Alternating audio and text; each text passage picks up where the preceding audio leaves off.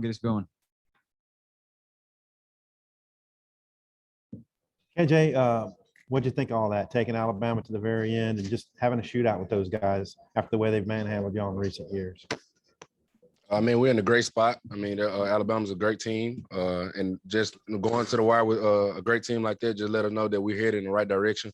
We just want to just keep progressing and just keep being who we are and just keep playing Arkansas football.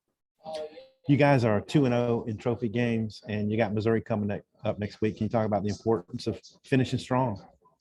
I mean, just what Coach said when we brought us in, just finishing strong, finishing the season out the right way on a positive note. So we just got to come in, learn from our mistakes from this game, and then just push forward. Thanks. Let me know if you've got questions, Bob.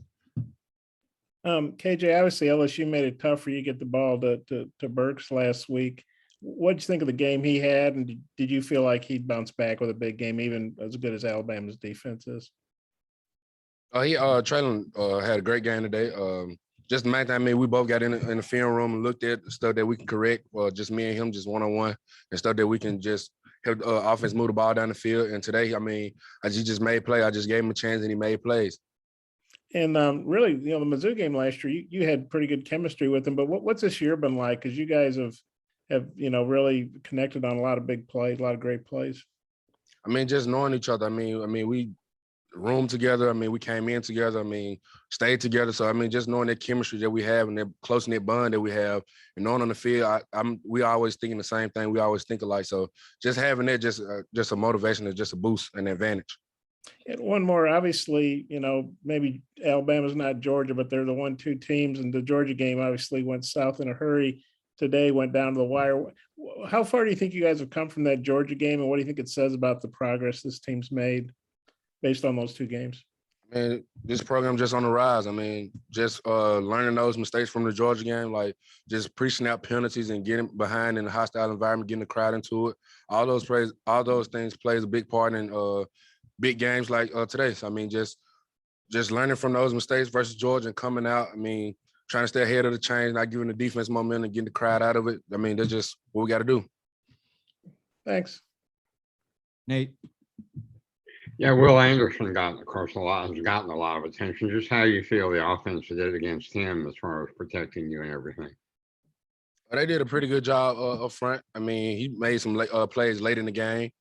But, I mean, from offensive unit and offensive line standpoint, they did a great job up front for his pass pro. I mean, I had a lot of time back there in the pocket.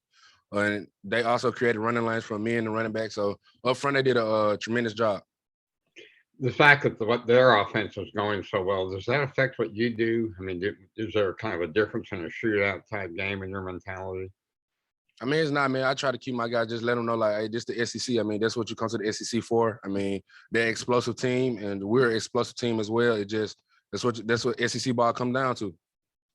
Thank you. Let me know if you have more questions. Christina?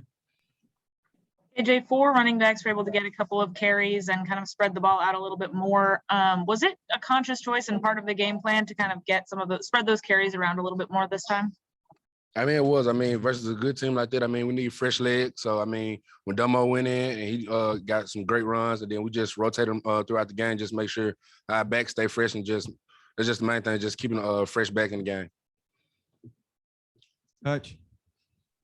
KJ, it looked like Traylon was in quite a bit of pain, especially early. Did you have any conversations with him? And what's it say about him that he would fight through that? Not, some guys with like him may not come back in the game.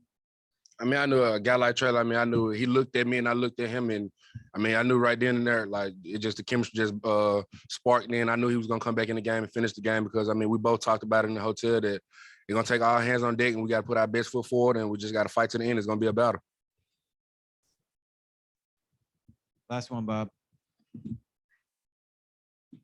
Hey, this is another one about Traylon, but you hit him on the 66-yarder. I think you hit him about maybe the 49 or something, and then he just ran away from there's 5 Alabama DBs chasing him. We know those guys are fast. Probably first-round picks like Traylon. But what'd you think of that play? Just his ability to run away from people. I mean, we saw the man coverage, one-on-one press corner, and I was just reading the safety, trying not to let the safety make a play on the ball, and then I just gave Traylon a chance, and it just went from there. And are you guys roomies on the road, or do you room together in Fayetteville? Just We rooms on the road, and before we stayed together in our apartment too as well. So, I mean, we always just been close. okay. Thank you. No problem. Thanks, KJ. Yeah. All right. Appreciate you guys.